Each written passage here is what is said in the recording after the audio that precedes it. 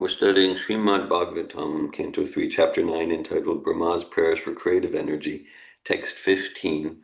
It's June 21st, 2026. So Srimad Bhagavatam, Canto 3, Chapter 9, Text 15. Yasya Avatara Guna Karma Vidambanani Namani Ye Asuvigame Vivasha Grinanti Te Anaika Janma Shamalam Sahasa Eva Hitva Samyanti Apavrita Amritam Tam Ajam Prapadye Yasya Vatara Guna Karma Vidambanani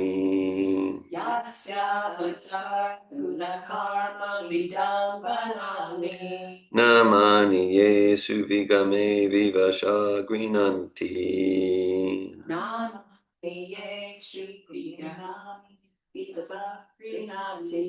Te Naika Janma Shamalam Sahasaiva Hitva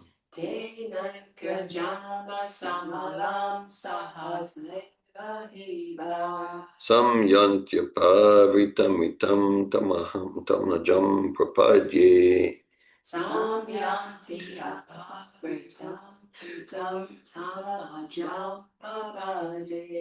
Yasya Vatara Guna Karma Vidambanani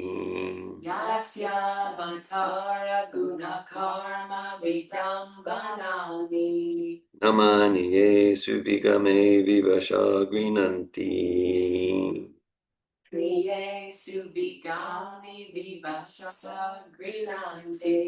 Tenaika Janma Shamalam Sahasaiva Hitva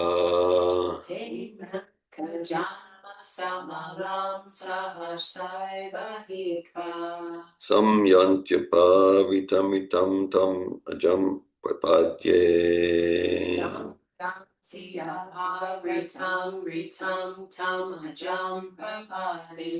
Yasya Vatara Guna Karma Vidambanani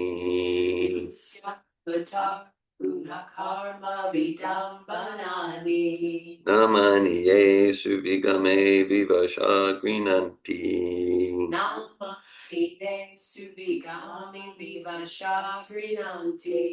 Tenaika Janma Shamalam Sahasaiva Hitva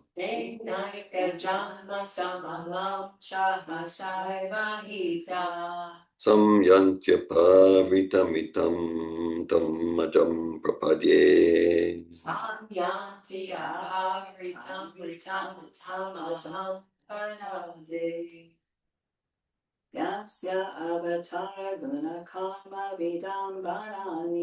Yasya Avatara Guna Karma Vidambanani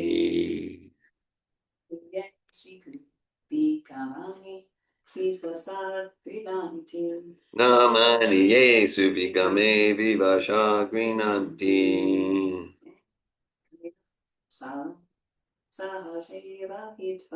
Tenaika Janma Shamalam Sahasaiva Hitva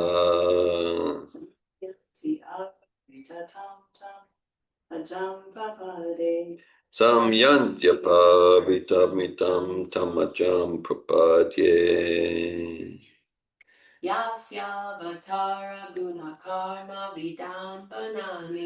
Yasya Vatara Guna Karma Vidambanani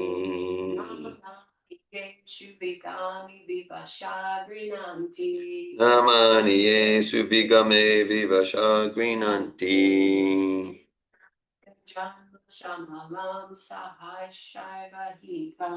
Tenaika Janma Shamalam Sahasaiva Hitva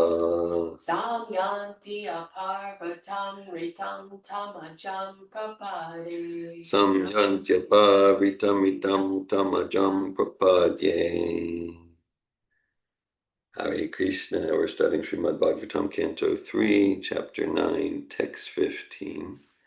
Would anyone online like to lead the chanting?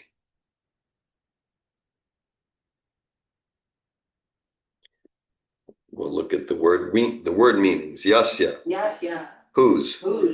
Avatar. Avatar. Incarnations. Incarnations. Guna. Guna. Transcendental qualities. Transcendental qualities. Karma. Karma. Activities. Activities. Vidambanani. Vidambanani. All mysterious. All mysterious. Namani. Namani. Transcendental names. Transcendental names. Yea. Those. Asuvigame. Asuvigame. While quitting this life. While quitting this life. Vivasha. Vivasha. Automatically.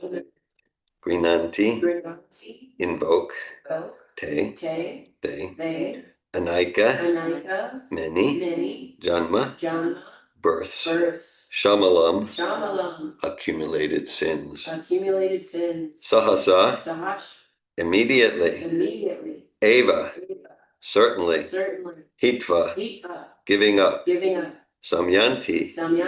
Obtain. Apavrita. Open. Amritam. Immortality. Tam. Him. Ajam. The unborn. Prapadye.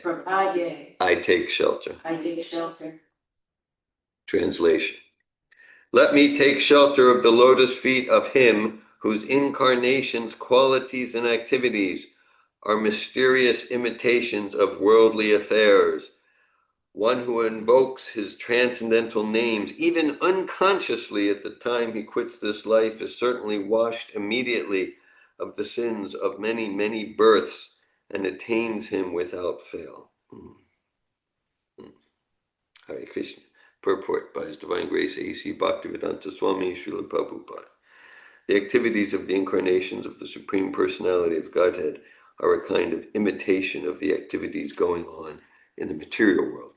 He is just like an actor on a stage. An actor imitates the activities of a king on stage, although actually he is not the king.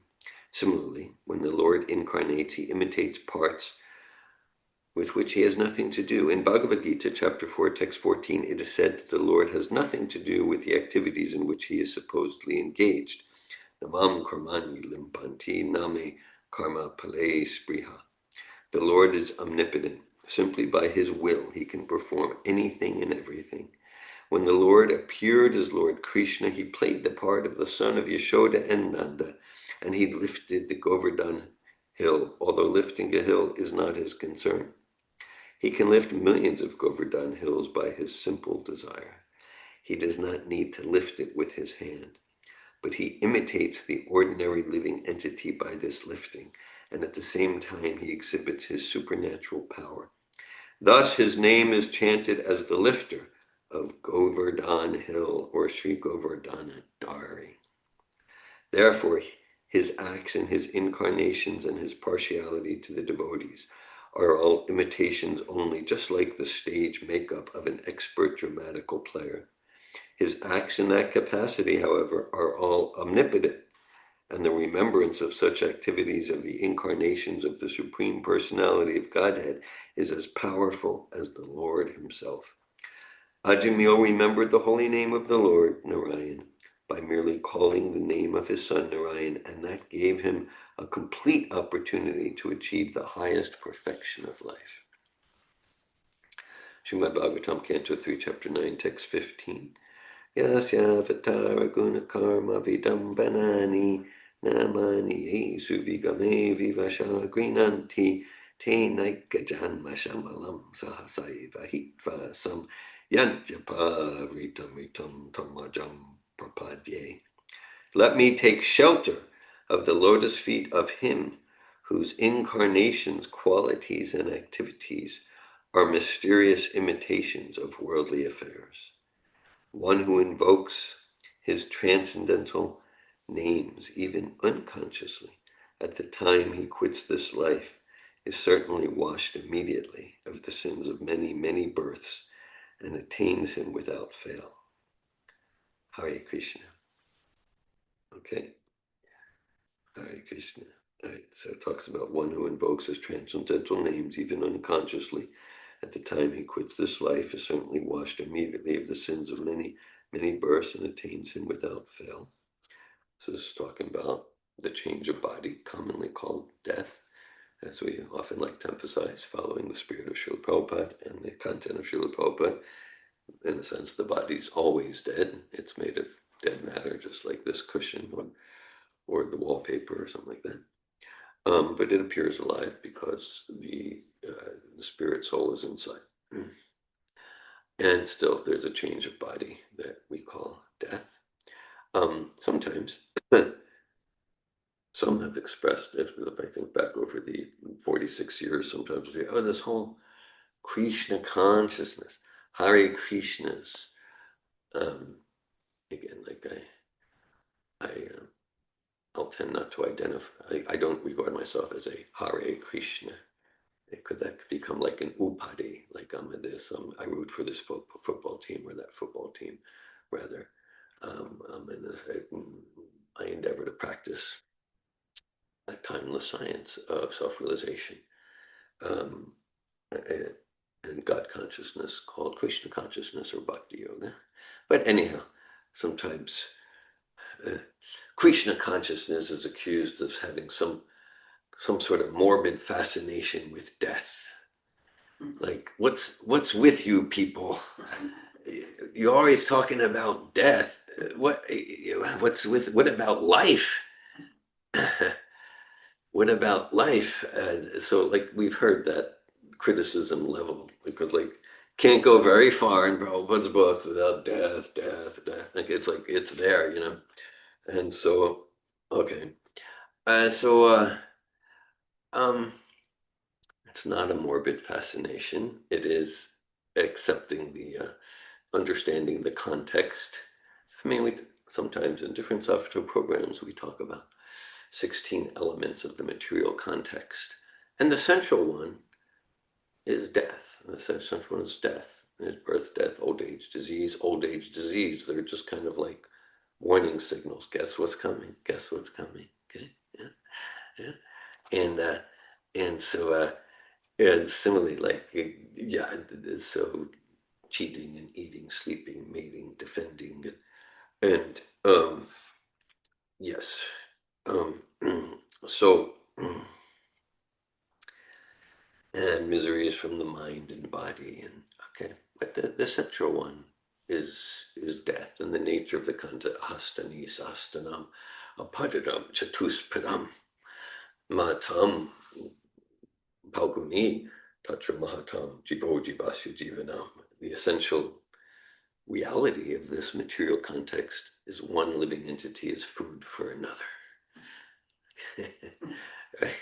Yeah, this is whatever. So like, what do you mean I'm food? Yeah, that way we can think of it on the subtle platform. There's the food chain in any organization, and like, or just in any social gathering, trying to have a one up, and I'm gonna crush your ego and make you look bad because okay, or just even this body, it will be food for worms or fish or okay. This is just the context. It's not a morbid fascination. It's just not avoidance. It's just not avoidance, right? And and so so in that context of simple acceptance of the context of death, then there's preparation. There's preparation. It's not trying to escape life and let's just talk about death and the afterlife. It's being present, and that's a key principle, not just in transformation, but in Bhagavad Gita, Srimad Bhagavatam, consciousness, give 100%, not to be distracted. But what about after death? No, fully present, fully contributing, and preparing for the next for a next stage. Just like I don't know, let's say if if someone's in high school here in USA, that means like age like 14 to 17 or 18. That's called high school. And then, so someone's in this analogy, so someone's fully present, conscious, participating in the classes and the social life and in family life in those years. And simultaneously, they're preparing for the next stage, maybe university, or maybe I'm going to be an auto mechanic, and so I'm going to do an apprenticeship, or I'm going to I'm going to I'm going to be a business person, so they're going to learn about business and maybe do an apprenticeship. So it's not like, do you have a morbid fascination with the university or what's after high school? No, no, it's just intelligent. It's just intelligent while we're just happily in high school to to prepare for the next stage. Okay, and then someone could say, well, yeah, but that's okay. I mean, yeah, but no one knows what happens after death. Now that sort of assertion always some combination of irritated me and amused me. Okay, and some combination of annoyed me and kind of entertained me with some sort of comic relief. No one knows because like it can sound like very humble. So like I don't. No one knows. It's the opposite. Because basically, I'm declaring the 8.3 billion people on the planet now and the billions that existed before them. I know that they didn't know. Whoa, that's quite a claim. That's quite a claim. There's nothing humble there. Uh, I mean, if it's true, like, well, all glories to you. You know that what people, you know what, like every living entity, not just humans, but other species too. But let's just stick to humans. You know what they know and what they don't know. You must be this omniscient, omnipresent, omnipotent, superior being in the heart of all living entity. Whoa, not humble about that. I mean, if you're not that, then it's kind of like arrogant, obnoxious on the borderline of like you need some psychiatric help. Okay. So, um, yeah, no one knows. I mean, there's that saying a lot. I know what people know and what they don't know. Every single person, not just the dozen who are here, but everyone who's ever existed. Okay, so where did you get that knowledge? Was it a flash of light? Were you walking along and a burning bush spoke to you one day? Hare Krishna, yeah, okay. So similarly, we could say, well, in high school, you're preparing for university or you're preparing to be an auto mechanic. No one knows about university or auto mechanics or or entrepreneurship. No one knows. No one can possibly. Well, no, no, we can know. There's authorized places to know about. Like if you want to be a medical doctor, there's places to go, and there's way you take the SAT and you take certain physiology courses in high school. There's certain ways to prepare yourself for business. No, these things are known. These things are known. Like and we can prepare ourselves. And so similarly, there is authorized knowledge about the time when the soul leaves the body, the time of death. For example, we have Bhagavad Gita, Srimad Bhagavatam. There is authorized knowledge. And so it's kind of in the name of humility, some grand statement. No one knows, no one can know. It can be just like a reckless, whimsical neglect of responsibility, just like a 14 or 16-year-old responsibly prepares themselves while being present and enjoying life at that age. I mean, that's the idea. Actually, lots of misery at that age. but it's responsible to prepare yourself. What do you want to be doing when you're 19, 29, 39? So how are you going to prepare yourself when you're 15, 16, 17? So simply. So there is knowledge, and with some sincerity, we can seek it out, or it falls upon us by the grace of compassionate higher powers, and and so so the recommendation. So okay, so this is we often reference the banyan tree analogy from the 15th chapter of Bhagavad Gita, banyan tree. So there's the reflected tree, or we can call it a shadow, and then there's the real tree, and then there's the real tree. So the reflected tree or the shadow has some kind of shadowy, murky, branches, leaves, fruits like that, but it's not substantial. And the shadow indicates the existence of the reality, And so there's this realm of shadowy activities and shadowy vibration, okay? And that indicates an eternal doesn't mean a very, very, very, very, really, really long time. Eternal means outside of time altogether. And so there are activities and pastimes and sound vibration that's in that timeless eternal realm. And so if we want to prepare ourselves, the high school to university, high school to business person analogy, if we want to prepare ourselves in this life, not in some distraction in the afterlife, and now I'm not present in this moment. And I'm thinking of a text in Bhagavatam, second canto, first chapter, talks about the vital importance a genuinely spiritually realized Krishna conscious person is fully present at each moment, not interested to waste a moment. Avyarta kalatvam, not interested to waste a moment. So if we want to prepare ourselves so that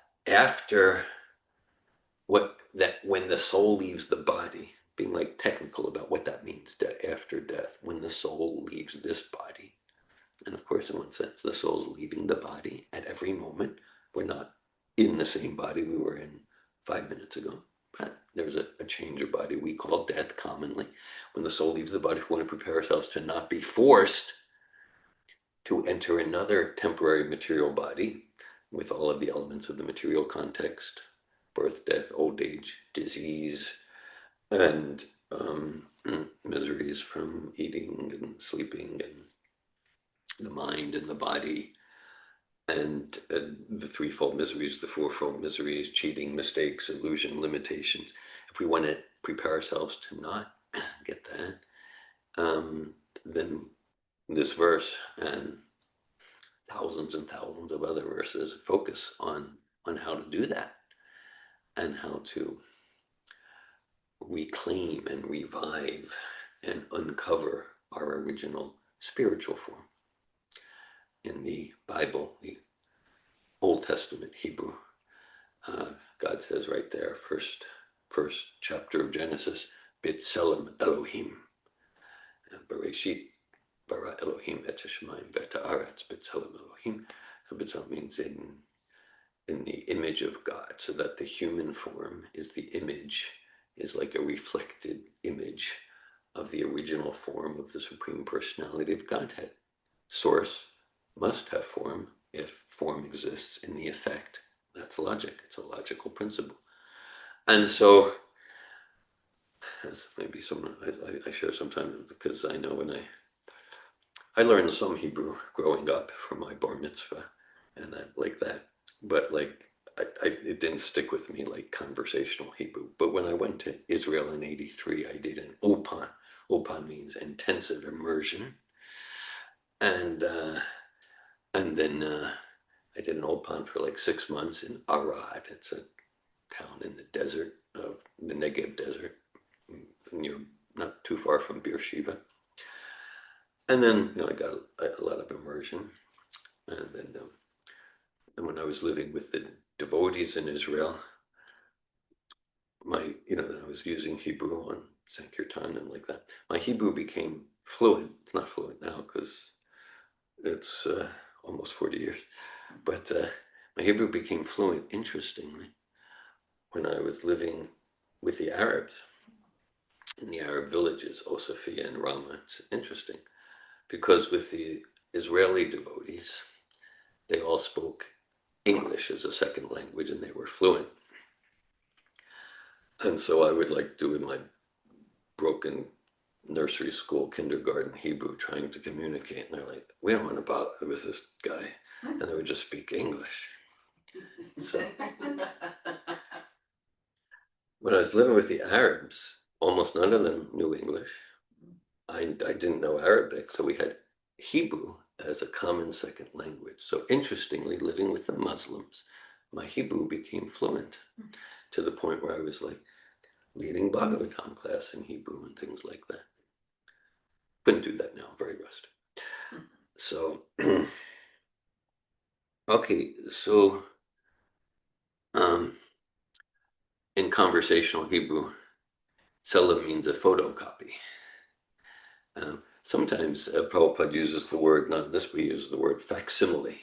He uses the word facsimile. That was because I was first reading Prabhupada's books in the 80s, and like that's when, and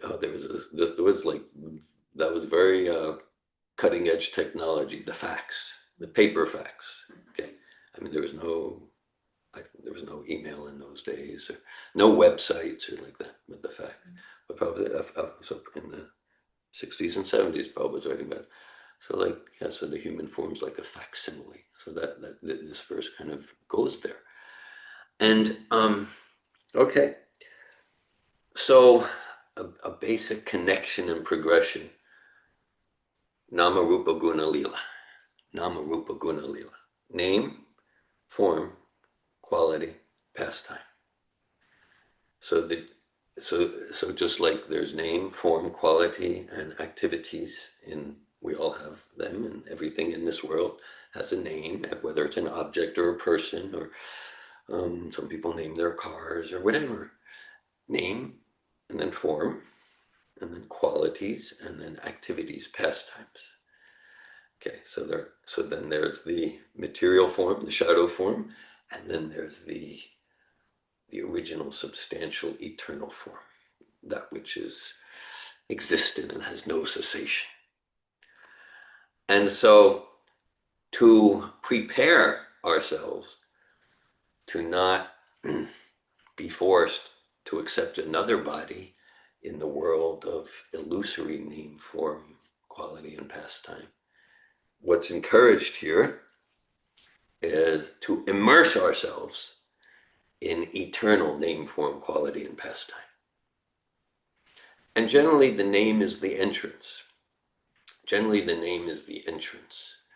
We were, Rasamrita, she was there also, we were at the Kuli Mela closing, and we had Anapayani, who, she was the Bharatanatyam dance teacher of my daughter, from the time my daughter is 7 to 17, like that. And she established, and she herself studied in India for many years. But so she like her Krishna, it's like she's really in the pastimes, really immersed through dance and emotion. Amazing. Okay, that's relatively uncommon. And so generally, the transcendental eternal nature of form, quality, and pastime becomes revealed through the name. Okay, and at the same time, we're completely encouraged to read the pastimes of Krishna and Nrsingadev, and meditate on the form of Lord Chaitanya and the pure devotees and Srila Prabhupada and Varahadev and Sri Sri Radha Krishna. Here, the Sri Sri Radha Krishna. Some of you know the story.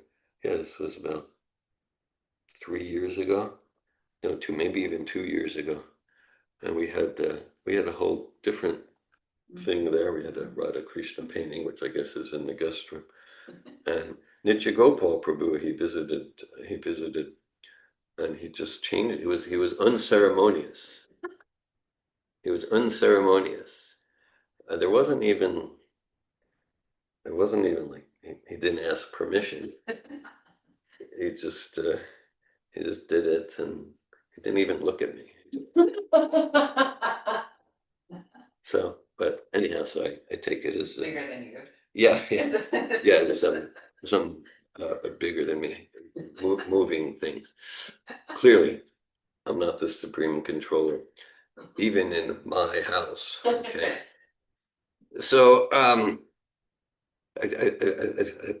Adichie is amused. Yeah, okay. He can imagine Nitya Gopal doing things like that. Sure. All right. So, yes. So, let's describe. Okay, here, let's, okay. One who invokes his transcendental name. So generally the beginning is the name. Also, let's get immersed in transcendental eternal form, quality, and pastimes. Yes, yes, yes. And generally, I'm just going to adjust something here. Generally, the accelerated process is through the name, and that's the sadhana given to us from Srila Prabhupada. It focuses a lot on, like if you want to really make advancement, commit to 16 rounds per day, like that. As opposed to like meditate on the forms of Radha and Krishna for 3 hours every morning, which is wonderful. I mean, that would be a wonderful thing. But generally, just our generally the entrance into everything else is the name. And so this verse is there. One who invokes his transcendental names, even unconsciously at the time he quits this life, is certainly washed immediately of the sins of many, many births and attains him without fail. There's a text in the very first chapter of Bhagavatam. Bhagavatam has 335 chapters. In the first chapter, it's called Questions by the Sages, and those questions drive the next 334 chapters. And there's a text there. Living beings who are entangled in the complicated meshes of birth and death can be freed immediately by even unconsciously chanting the holy name of Krishna, which is feared by fear personified. The name of Srila Prabhupada, the name his father gave him, Gaura Mohante, is Abhay Chara, fearless at the lotus feet of Krishna. Then at the time of formal initiation, Srila Bhaktisiddhanta simply added to the name. Abhay became Abhay Charanarvindam, like that. So Abhaya means fear, eating, sleeping, mating, and fearing. Defending is fearing. Why am I defending? Because I'm fearing I'm going to be attacked. Either my ego's attacked, my status, my position, or physically, or like that. So so one fearlessness, chant Hare Krishna, and that's feared by fear personified.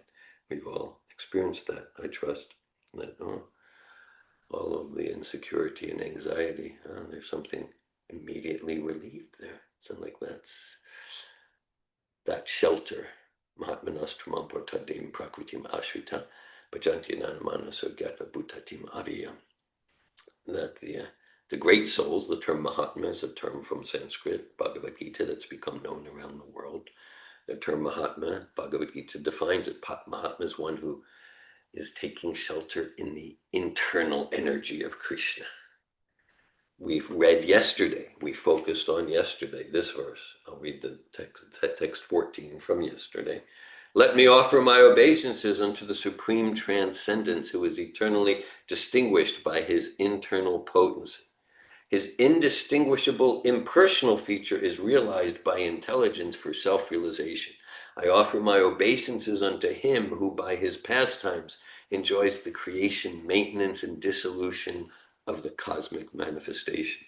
So we kind of got into that yesterday, so many facets, and important. Of important aspect is the material creation is also a pastime of Krishna, to to to bring the conditioned souls back to play with him and enjoy with him and expand his bliss, anandamayo bhyasat. And so and so so the internal energy, that's this eternal form, the internal energy, Ladini Shakti, it's a name for the internal, the bhakti potency, Ladini Shakti, Asmat. Yes, that mm, mm. Radha Krishna Pranaya Vikriti Ladini Shakti Asmat. Ladini Shakti, that's the eternal, ever blissful, fully cognizant vibrations, forms, pastimes, and qualities. And so by immersing ourselves there, starting generally with the names of Krishna, then then we become relieved of anxiety, and then we're revealing and cultivating our own original form, our original spiritual body. And so this is the process recommended in that Bhagavad Gita chapter 9 about the sections of verses about Mahatma. Then the next text is what are the Mahatmas? They take shelter of the internal energy. Well, what do they do there? Satatam kirtayat tumam yatantas chadritavrata namasyantas chamam bhaktya nityayuktu pasate. They're immersed in kirtan all the time. Kirtan of the name, the form, the qualities, the pastimes of the supreme of the supreme personality of Godhead. And so that's where the shelter is. So in that way we get to prepare ourselves. And and then this is it describes here that so Krishna himself, through his expansions, his pure devotees, he appears out of compassion and he enacts pastimes. Right? So it's another key feature of this verse. I'll read the first sentence of the verse again. Let me take shelter of the lotus feet of him whose incarnations, qualities, and activities are mysterious imitations of worldly affairs. Okay. So Krishna's fighting a battle. Krishna's herding the cows. Krishna has romance with girlfriends. Just like we do in this world. We fight. But no, it's not. That's the thing. This is just a shadow fax. It's just a shadow facsimile. It's a shadow facsimile, and that's why Krishna says, Jamakarma Chame Divyan Evam Yo Veti Tatvata Tatvadeyam Punarjama Neti Mamenti Surjuna. That Krishna is one who really gets and realizes the transcendental nature. Pastime means by choice. It's not forced by the modes of nature. It's not forced by material lust, greed, or desire for popularity, or profit, adoration, distinction. It's simply out of compassion for us. He's enacting his pastimes, and we get to hear about them and meditate on them for our own purification of heart. Okay. Prabhupada references at the end of the purport. One thing, during the purport, Prabhupada, there's so many hundreds, actually unlimited millions, but hundreds of pastimes of Krishna we hear about in places like Bhagavatam. Prabhupada mentions about Govardhan Hill. When the Lord appeared as Lord Krishna, he played the part of the son of Yashoda and Nanda, and he lifted the Govardhan Hill. Although lifting a hill is not his concern, he can lift millions of Govardhan hills by his simple desire.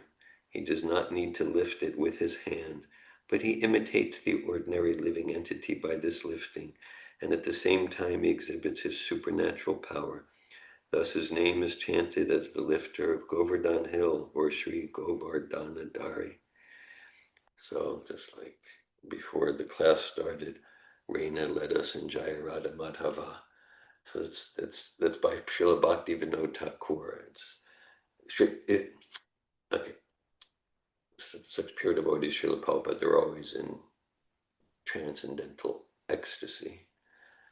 And there's many places where the symptoms of transcendental ecstasy are described. 8 primary symptoms. It gets quite technical. There's the memoir about Srila Prabhupada from Achyutananda. He titled it Blazing Sadhus from the movie Blazing Saddles from the 1970s. I could tell you the director, but I'm not going to bring that name into the Bhagavatam class. But Achyutananda, he named it after that. But it's from, there's in the Nectar of Devotion by Rupa Goswami, one of the symptoms of a pure devotee in pure service is called blazing. Their consciousness is fiery and blazing, so blazing sadhus. Okay, it gets very esoteric. So many ecstatic symptoms. When we sing Mahaprabhu Kirtanya Nirchagita Vadichamajan Manasarasena Romanchakam Pashu Tarangabhadru Vandegu Hoshi Charanaravinam. That verse, which we sing at 5 a.m. every morning, it's Mahaprabhu. It's the skin erupts, and there's tears, and there's palpitations, and so many signs. But for the most part, the pure devotee will cover those. They won't reveal what's happening. They won't reveal it because they're not into making a show. And that's what Prabhupada did pretty much all the time. He covered that. Sometimes, on a few occasions, particularly when Prabhupada would lead Jaya Radha Madhava, he was not able to contain himself. Few occasions. And then he would just go into like this internal ecstasy. And devotees present would say like the spiritual world was like revealed there in a indescribable, timeless way. So that song from Srila Bhakti Vinod Thakur, who's the biological father of Prabhupada's spiritual master, Srila Bhakti Siddhanta Saraswati Thakur, contains Jaya Radha Madhava Kunja Bihari, Jaya Gopi Jana Vallabha Giri Varadari, Giri, lifter of Govardhan Hill. Okay, lifter, it's just another name for Sri Govardhana Dari, lifter of Govardhan Hill. Yamuna Tira Vanachari, Krishna who's wandering on the banks of the Yamuna. So it's like codes, it's sutras, codes. And so we meditate on that sound vibration in those pastimes, and then we enter into those pastimes and we bring that into our life.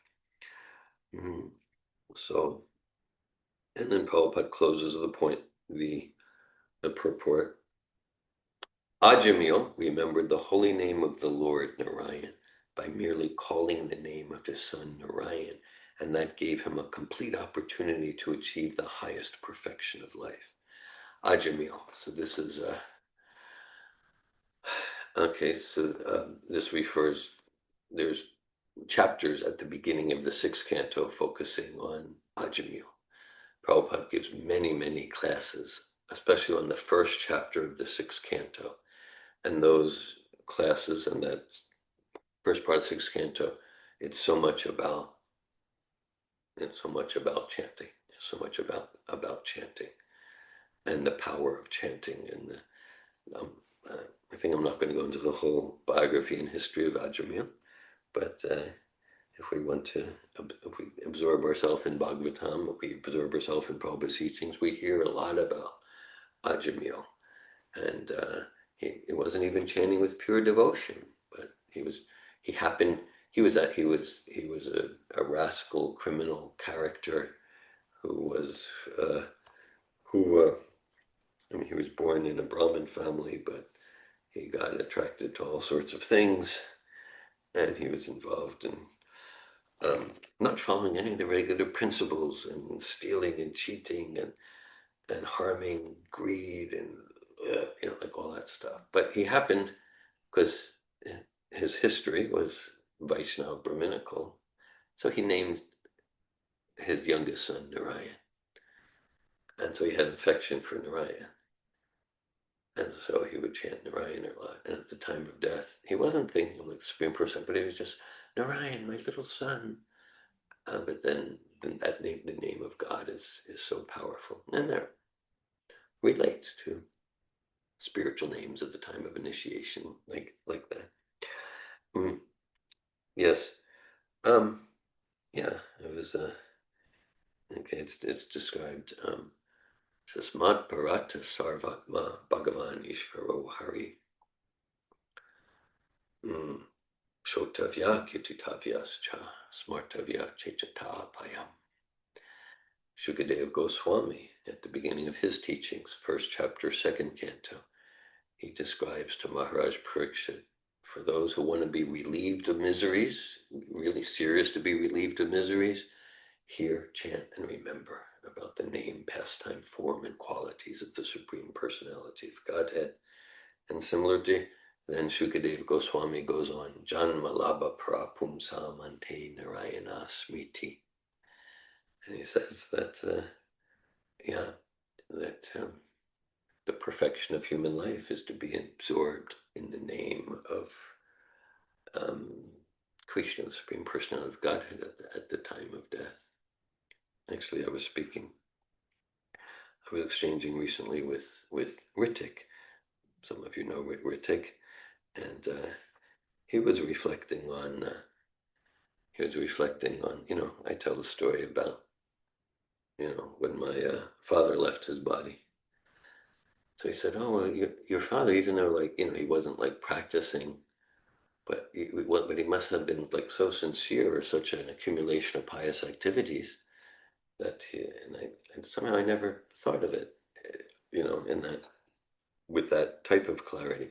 Must have had such a accumulation of devotional pious activities that he got to be so absorbed, and then just gets to go back to Godhead in its original form there, because he was so absorbed in hearing the names of Krishna at the time of leaving his body. So it's not for me to say the soul that was in the body of Jules Wolfe, but he was absorbed, with his granddaughter and myself chanting intensively at the time when he left his body. Similarly, my mother was hearing Srila Prabhupada chanting. So that's described as the perfection of human life, and we get to the journey is the goal in bhakti. So if we're absorbed in Bhagavatam and transcendental form pastimes, then that's the goal. We've achieved the goal here on January 21st, 2026. And that's the journey towards preparing us for the goal, to be absorbed in transcendence at the time when leaving this body.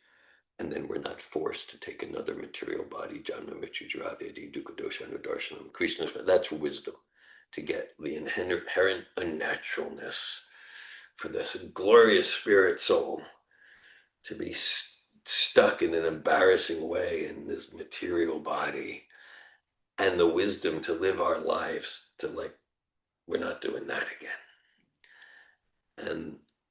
And then perhaps, so yeah, to focus on that. And then that's the higher values of life. And then in one sense, in an even more advanced stage, the devotional spirit soul isn't even thinking about liberation from the material body, but just thinking, how can I serve? How can I serve my spiritual master? Chakudan Dilo Ye Janme Janme Prabhu say. He is my Lord birth after birth, meaning from humility, the pure devotee is thinking, well, of course I'm going to have crores and crores of more birth. Srila Prabhupada, in his poetry on the Jaladuta, before he enters Boston Harbor, he's praying to Krishna and Srila Bhakti Siddhanta that Of course I'm so sinful, of course I'm going to have millions and millions of more births in the material world, obviously. Okay, just let me serve you. Just let me serve you. And then ironically, that mentality, not even looking for the release from material miseries, that mentality is the devotionally liberated platform. So this text, I'll read it again, then I'll be glad to hear any comments, realizations, or questions. Srimad Bhagavatam, Canto 3, Chapter 9, Text 15. Yasya vatara guna karma vidambanani namani yesu vigame vivashagrinanti tenaika janma shamalam sahasaiva hitva samyantyapavitamitam tam majam prapadye. Let me take shelter of the lotus feet of him whose incarnations, qualities, and activities are mysterious imitations of worldly affairs. One who invokes his transcendental names, even unconsciously, at the time he quits this life is certainly washed immediately of the sins of many, many births and attains him without fail. Thanks for hearing Srimad Bhagavatam. I welcome any comments or questions. So I have to share. This is it's interesting to me because I wasn't thinking of my cat, but I had a cat. I had a cat named Sweet Pea, and Sweet Pea came up to my lake house 20 years ago, and very independent, outside cat, never inside cat. Yeah. And then I sold my house at the lake house, and she had to come to Prabhupada's house. And so she came to Prabhupada's house. And all of a sudden she wanted more attention. Okay. Yeah. And she was getting, to that age where she was going to leave her body. And I was in service to Mother Malini. I was editing the book that we put together for Gita Jayanti. And so I was making sure the verses translated everything, appropriately. And I would do it over and over again. And I chose to be outside on a little table and have the book there and be reading and, the papers. And she just popped her body on all of it.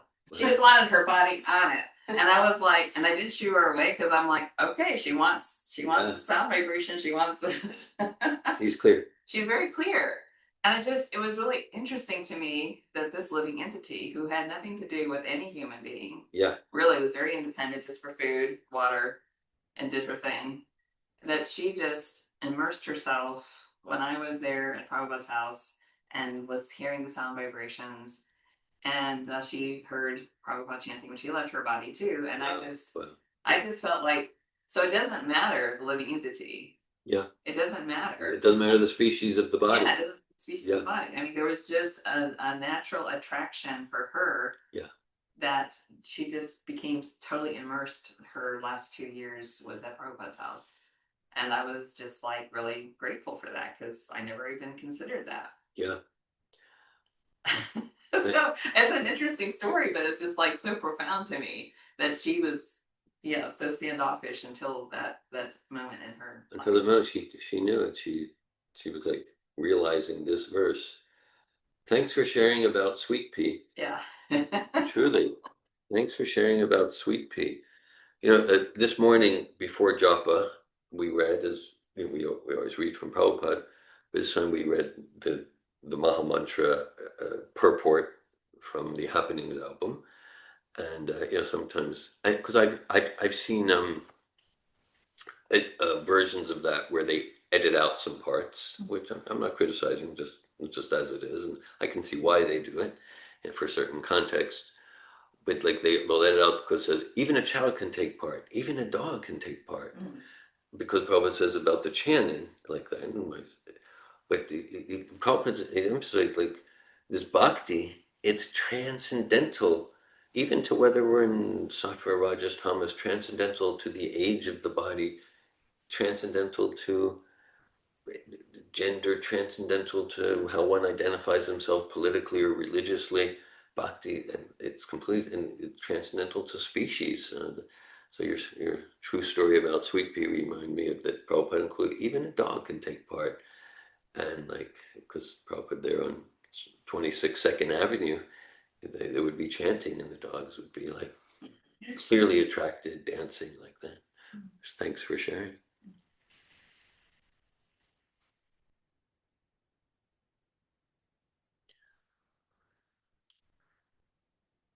Any other comments or questions? Yes. I just no, I was gonna share this first, but then I thought of Sweet Pea. So I'm also at that age where I'm preparing for my death, which means like living well and what things happen after I leave my body. But there was a thought that I really wanted to be clear. If I'm not of sound mind, that I am in, because I experienced, my mother's passing, and I just wanted it to be a very quiet, serene space with only Srila Prabhupada speaking, or someone reading the Bhagavad Gita, or someone chanting, or someone doing kirtan.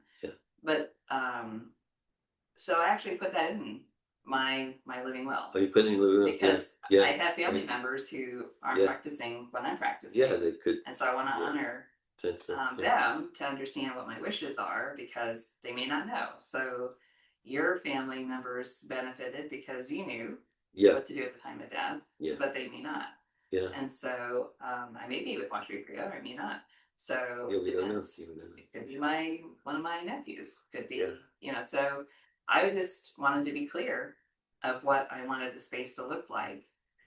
And if I'm not able to communicate that at the time, I need that. It's written.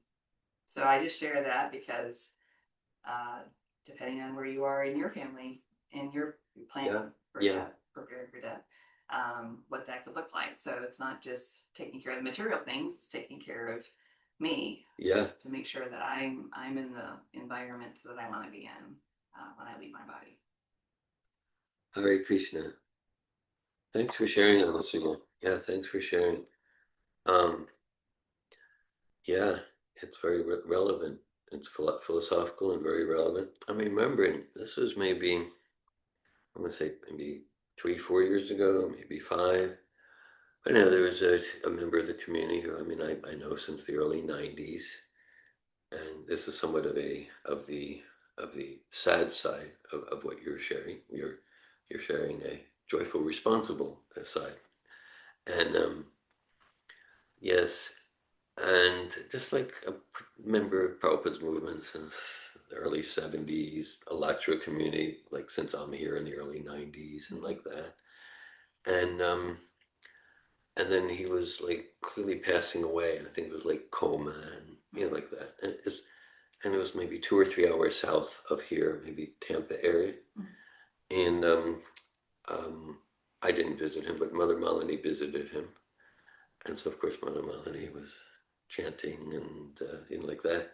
We said it was very sad because he didn't do a living will like you're describing, and his relatives didn't have the transcendental knowledge. It's so like while she was there, and like the relatives tolerated her, maybe even were like curious because they know of her, but I don't know if it was his dad or older brother, and they were talking about we like remember when we went fishing, remember like that, and like sweet, they care, but no knowledge about transcendental atmosphere at the time of death, and of course the nursing home personnel. It was it was. So she said that she felt very bad. She was glad she visited, but it was just an incident that points to the importance of what you're sharing. Thank you. Abhinav. Hare Krishna Prabhuji. This is really very nice lecture. So, I think it's talking about preparing for death. And like the kind of difficulty, I think preparing for death has to happen every day, and I think every moment, like trying to remembering Krishna. But I think for me, the problem is I also feel like performing duties that Krishna has given us is also part of like preparing for death. And like the difficulties I encounter is like there is so much laziness or like some sort of resistance to performing duties. Um, so I was just trying to think around like how I could overcome that resistance. And sometimes I feel like overwhelmed and like really overwhelmed, and I don't feel like performing the duties that I'm meant to be doing. Um, yeah, it feels difficult at times. So any thoughts on those that end, like because I feel like performing duties is an essential component of Krishna consciousness. Thank you, Abhinav Prabhu. I appreciate your comment and question. Yes, thanks for that. Yeah, it's so true what you say, because like there's sadhana. Sadhana is service. Shravanam, Kirtanam, Vishnu, Smaranam, hearing and chanting and remembering Krishna and the name, the pastimes. This is service. And at the same time, sometimes what Prabhupada would say, sadhana and practical service. Not that sadhana is not practical, but practical service, whether it's whether we whatever our field of employment or career, to bring Krishna consciousness there. Maybe we're distributing books, maybe we're hosting home programs, practical service. And that is so key, just like it's so key. Krishna says to Arjuna, Tasmad sarveshu kaleshu mamanushmara yudyacha mayarpita manobir buddhir mame veshyasi samshayak. Krishna says to Arjuna, think of me and fight, not just think of me. Practically, Arjuna service, pick up your bow, fight this battle. So we all have our service, our practical service, and that's pleasing to Krishna. That's the journey, that's the goal. And then naturally by doing our service, we're more inspired to do more service. The reward for service is more service. Oh, I thought I would get an ice cream cone or something. Well, okay. So yeah, and then I'm reminded sometimes it said that we move forward by inspiration and desperation, often a combination of the two.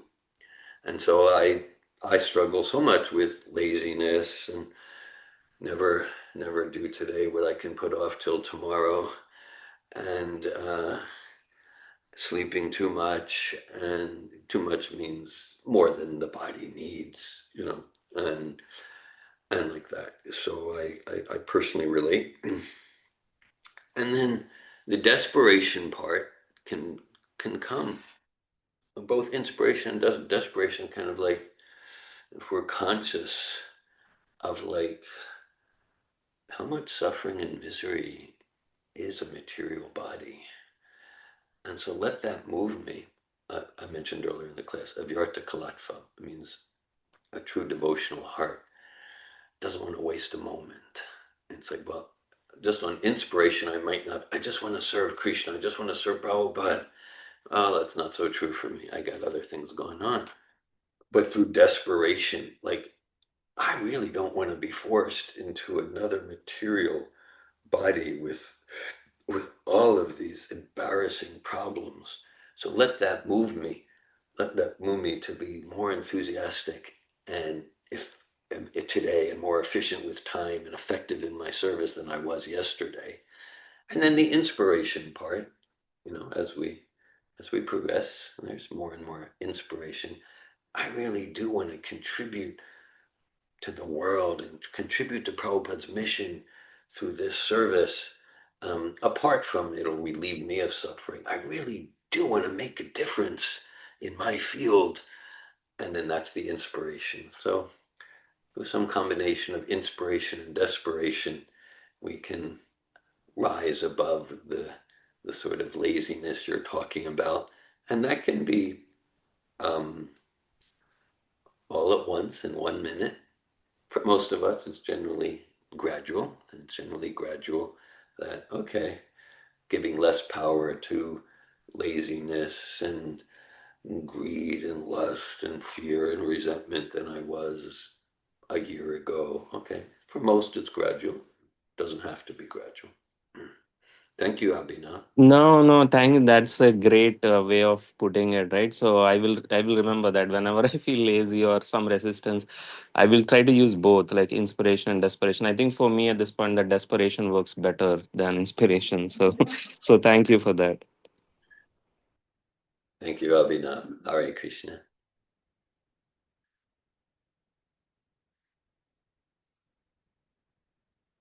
Mm, Sylvan. hello. Um,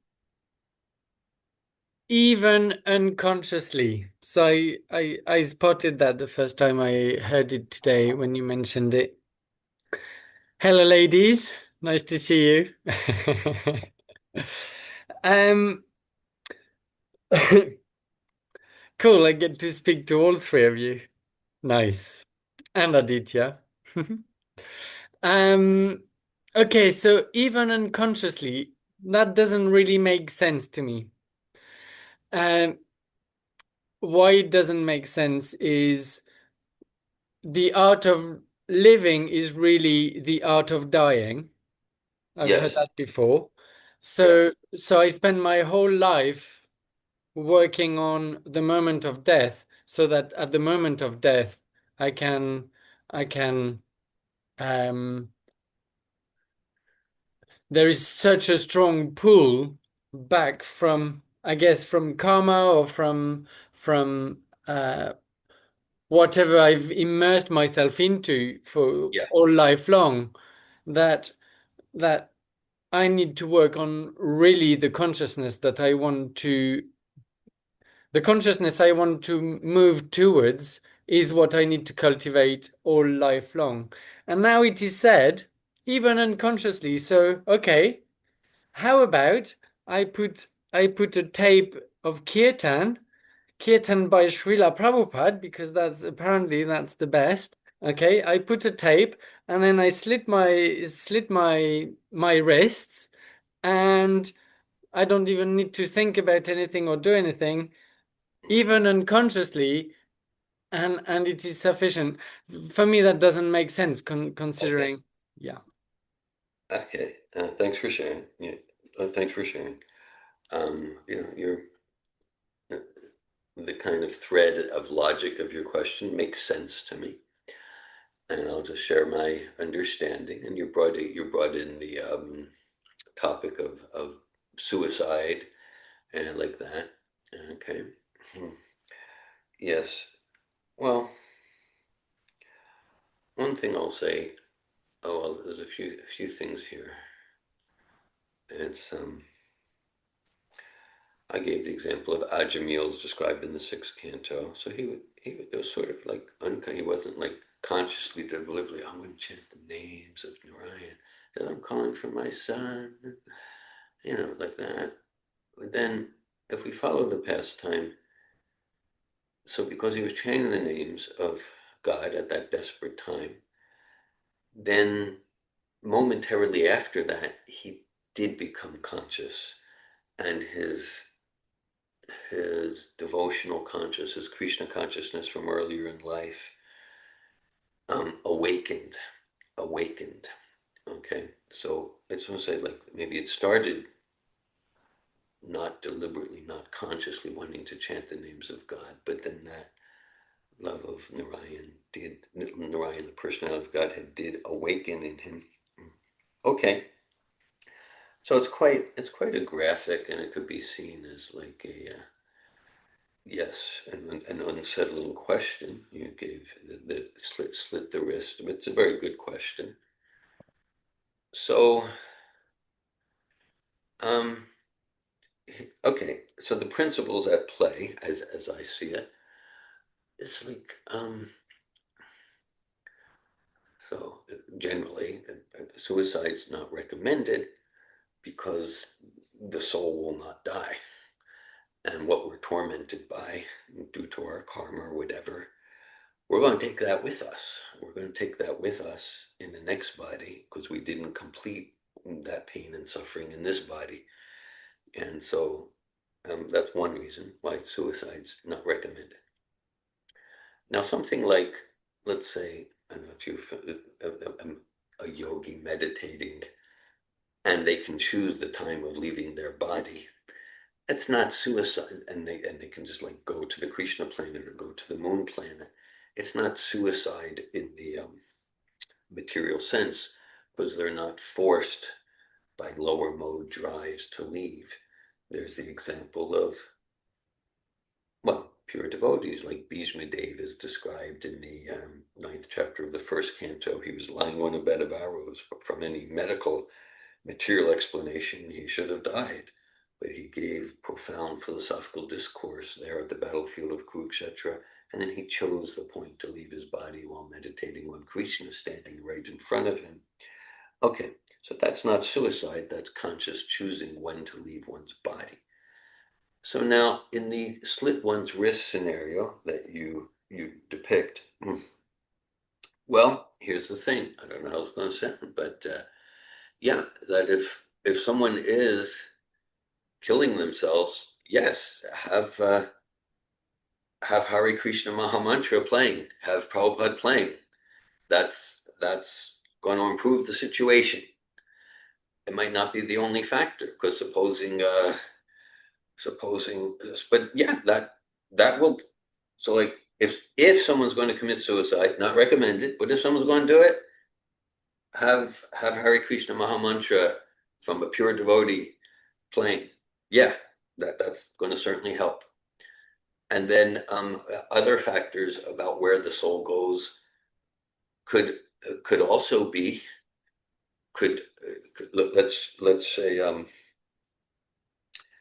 let's say someone wants to get revenge on someone, maybe a romantic partner they feel betrayed by, and there's some common scenarios in suicide.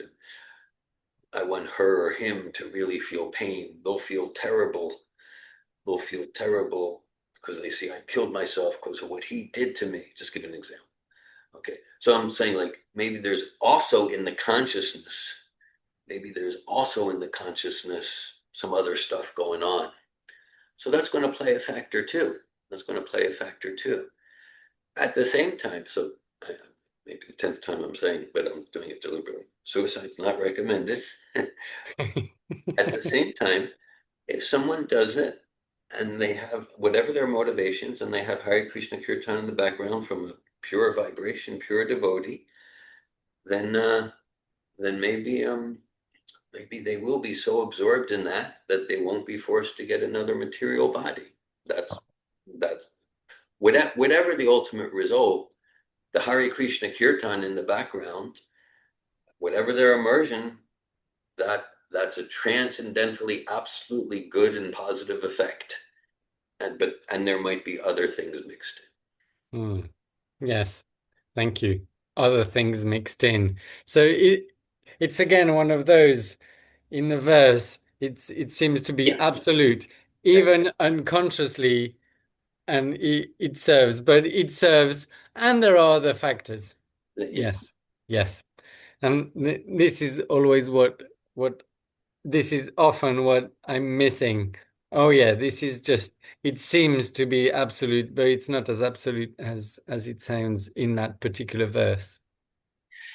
Yeah, thanks for right. Yeah, this is a slice, and this is true, and it's not necessarily the complete picture. And that's why, like what Ritik shared about my dad, and the only thing he knows about my dad is what I share and that story I tell in the victim accountable process, But in a sense, I never really thought of it because I thought, oh, my dad this, my dad that.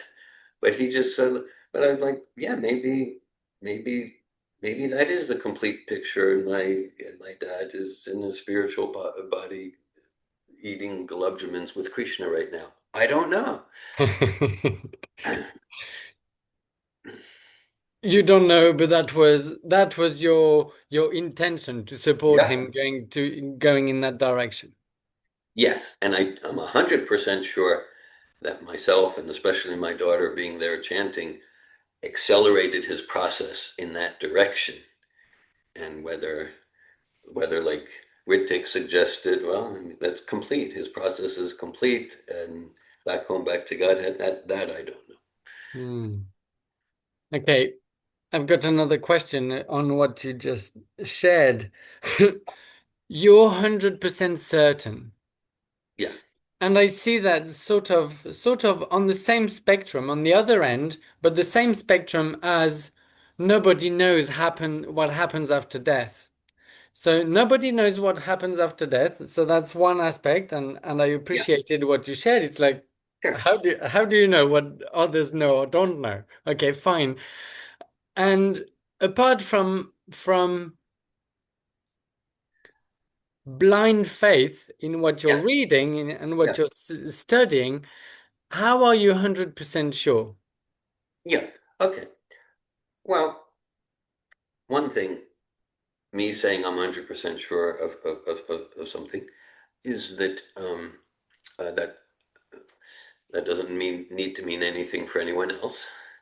Right? Yes. You can say, well, David Wolf's a conditioned soul subject to mistakes and illusion, and okay, so you can all process it how you choose, obviously. Yeah, so my 100% certainty is, I would say, not blind faith. It's it's based it's based on the principles, the logical principles, logical for me, but based on the principles that we get from from from authorized authorities that we get from Bhagavad Gita and Srimad Bhagavatam, and so it's so my certainty that my father being immersed in hearing, he wasn't chanting and hearing Krishna's names. I'm certain that helps him in his auspicious, whether it's rebirth or back to Godhead. It definitely helps him. I'm saying 100% certainty based on the principles of Bhagavad Gita and Srimad Bhagavatam. Just like, okay, just like we're not the body, because we can look at it logically. We can hear from Bhagavad Gita, the body changes, but the identity stays the same. We can look at our experience. My body's changed. The chemicals are all changed. So I say I'm with 100% certainty, um, we're not this body. And you can use the word soul. We are we're the irreducible quantum of consciousness that animates the body. I'm 100% certain, no doubt, no doubt, based on logic, um, authorized spiritual authority, and personal experience. Mm. So I have no doubt. Now, um, that David Wolf says he has no doubt. You can each determine what that means for you. Yeah, yeah. Thank you, David. As I'm often reminded about the analogy of the road to New York, Yeah, and there is guidance, and after a few miles, when what what the instructions on the map match the experience on the road, then it's like, yeah, chances are. So yeah, I'm reminded of that.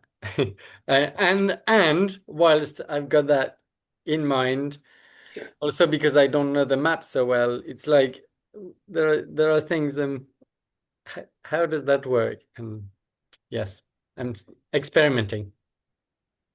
Thank you. yeah. In this lifetime, you're experimenting for a little over a year, and I'm experimenting for close to 50 years. In this lifetime, maybe from a previous lifetime, you're at it a lot longer than me, whatever that may be. So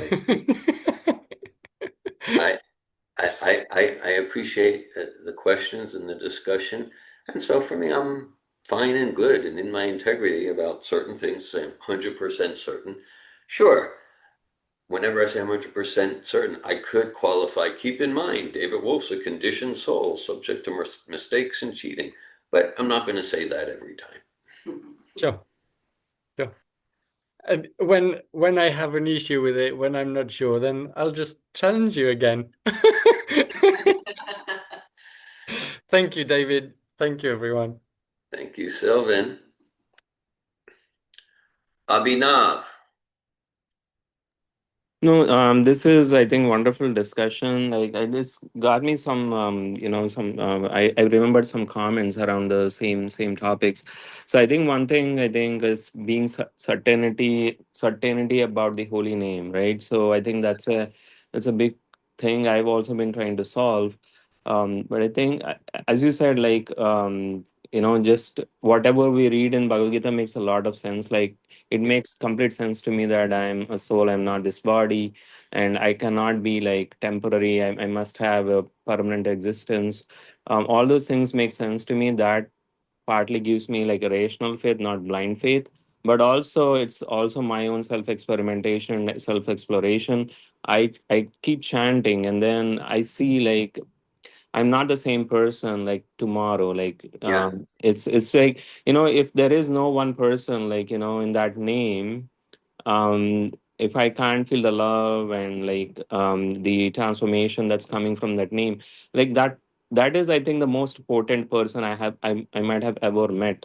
So it's, from my own like self experimentation, I am able to believe that, okay, this must be a person. And then I Yes. can see if my nature is happiness, like, my nature is joy. And then there must be a person, like, who is eternally joyful, like, Yeah. supremely joyful. And I think it makes like a lot more sense for me, like, although I cannot see that person like yet very clearly, but through my physical, I think we can never see him through our physical eyes, but I think I'm able to experience him in my heart. Like, okay, there must be this person, and Shastra says this is how he looks, this is how his dham looks, this is how his eternal consort and his eternal associates look like. I think it's just making a lot of sense. I mean, I don't have like a tangible solid proof, Yeah. but I'm almost convinced. Like, I think it's just I think I have to keep doing that experimentation, I think, to get like more and more confirmation. So that's one comment I had. And the other thing is, like, chanting unconsciously at the time of death, the holy, because the holy name is just like a fire. And like, there is this iron rod. If that iron rod is dry, it will catch that fire like very quickly, and Yes. it, Yeah. you get that liberation. Like, you may reach Krishna, at that time. But if that iron rod is a little bit wet, you may have to take another life. But having that Hare Krishna chanting at the time of death is still having that fire. Like, no matter what is iron rod wet, how much wet it is or how much dry it is, but regardless of that, having that fire just beside us, I think, makes a lot of difference. And the third point is like the suicide. Yeah. Suicide, I think, is more like people do it out of shame, like Yeah. intense shame.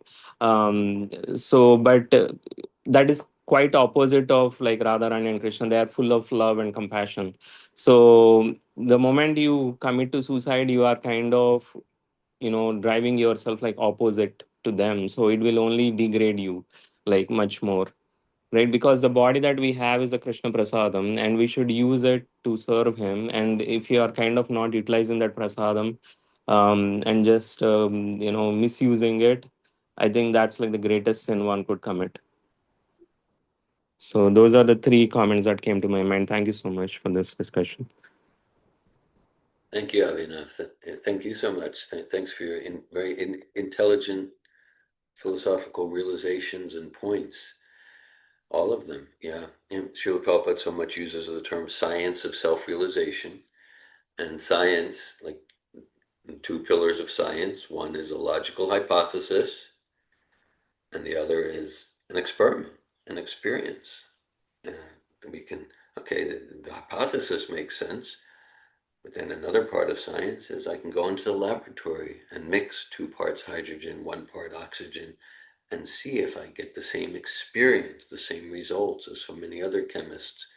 So similarly, oh yeah, these assertions of Bhagavad Gita, they make sense, but then Bhagavad Gita doesn't stop there. It says, and here's a process you can follow, starting with japa and kirtan, regulative principles. Here's a process you can follow to see if you have the same change of heart, the same transformation as so many other spiritual scientists over the centuries. And I really, like you mentioned about the iron rod, that nicely, that there's the principles, and the principles are true and valid, but then there's interplay of principles. And Srila Prabhupada uses about like, that we can chant, we can chant, and then he mentions about the regulative principles of freedom,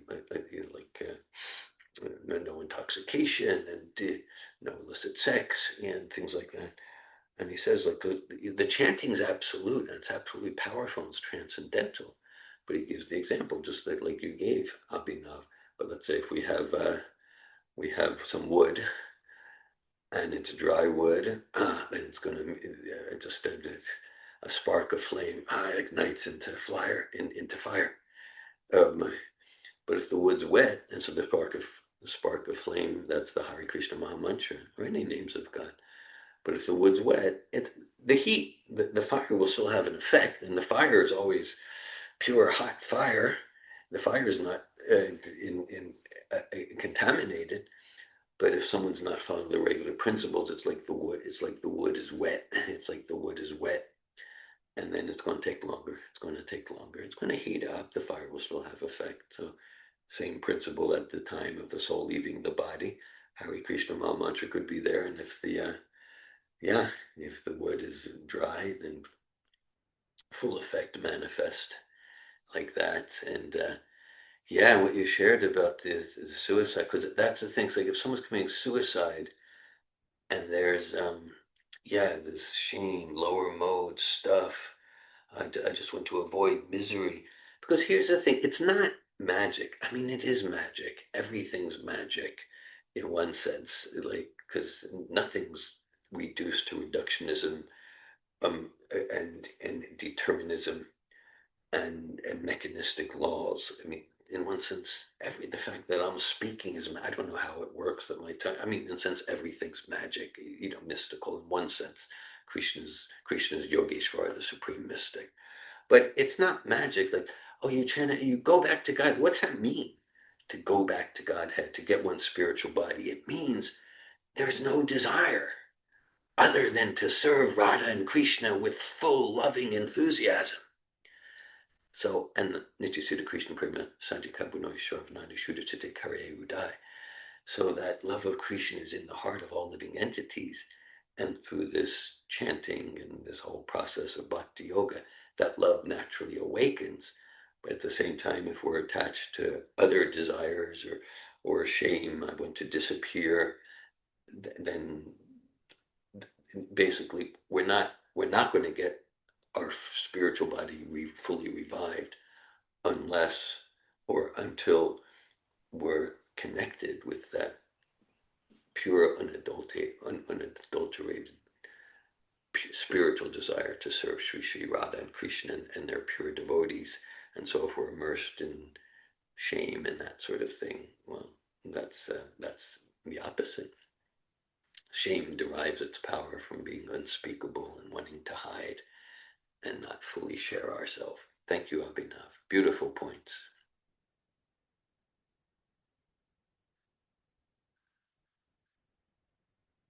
Srimad Bhagavatam ki. Jai. Srila Prabhupada ki. Jai. Hare Krishna. Hare Krishna. Thank you.